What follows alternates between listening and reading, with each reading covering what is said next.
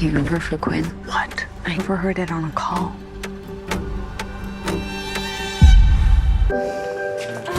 How did I get so lucky? Are you talking about me or your job? Okay, sorry. Are you getting married? We're getting married. He can't keep up. He's not you. Just tell me what's going on here. He's promoting me. Are you getting married? We're getting married. You crossed the line. I'll fix it. You know it's just a game. Welcome back to Night News. Before we start, please like the video for more excellent content. I worked my fucking ass off for it. Sure you did. Don't answer it. It's Campbell.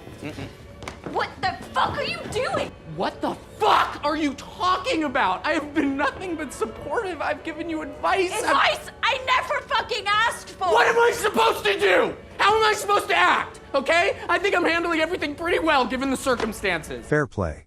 Two employees of One Crest Capital, a competitive Manhattan hedge fund, are analysts, Emily Myers and Luke Edmonds. Despite being in committed relationships, neither of them shares any details about them with their co-workers. While they are both at Luke's brother's wedding, Emily happily accepts Luke's marriage proposal. One of the company's portfolio managers is having his or her employment terminated the following day at work. You're the one catering to an old man every night. Do you think he would ask Paul or Tom to talk until 2 in the morning? No. He asked you because he knows you can't say no, and that makes you weak.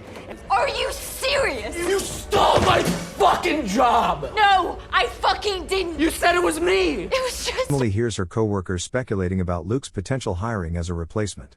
Luke is informed as well, and later that evening, the two of them rejoice.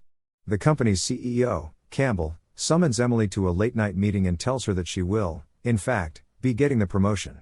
Emily tells Luke what has happened, and although she is reluctant, he supports Emily's choice. As Emily gets used to her new role, Luke's resentment that he was passed over for a promotion becomes increasingly apparent, which strains their relationship. While Luke grows secretly fixated with the writings of a self-help guru who coaches guys on how to make a name for themselves in the business, Emily and Luke struggle to have sex. While Emily is out drinking with Campbell and Paul, a senior executive at the fund, she learns that Campbell wants to fire Luke because she feels he is a waste of money. Paul is here as well. Emily makes an attempt to support Luke more at work, but her attempts are in vain when Luke makes a bad trading decision that costs the company $25 million and causes Campbell severely dismiss her.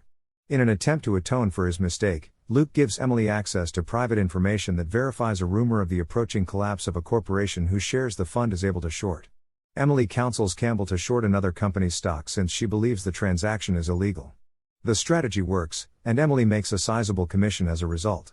Emily considers going to a strip club with her male co-workers to celebrate her accomplishment, but she chooses not to go after Luke rejects her attempts to do so. Luke dismisses her attempts to rejoice as well. When she gets home after drinking, she and Luke argue, and during that disagreement, Luke makes fun of her for trying to be treated equally to her male co-workers.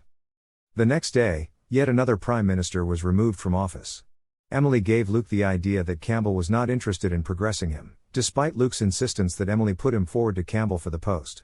After that, Luke delivers a powerful speech in Campbell's office, declaring his devotion to him, only to discover, just before he concludes, that Campbell has chosen a new prime minister.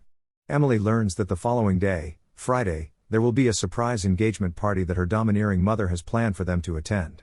Drinking too much, Luke charges Emily of stealing his job, but when Emily reveals that Campbell planned to fire Luke, Luke storms out of the building. The next day, Luke, who had been drinking, went into the conference room and caused a commotion when Emily, Campbell, and Paul were presenting to foreign investors. After Emily was promoted, he revealed his relationship with her, which was against corporate policy, and he chastised Campbell for turning down his offer of a promotion. Paul and Emily were also present during the entire event.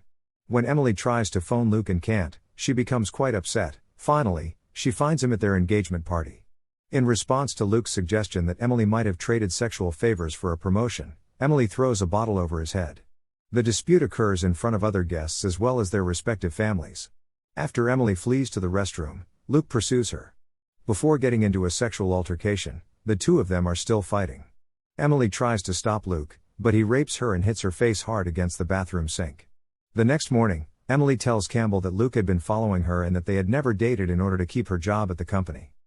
Upon returning home, Emily discovered Luke had already packed his belongings in anticipation of moving in with his brother. Luke is forced to cry and ask Emily for forgiveness after he rapes her by being struck by her with a kitchen knife.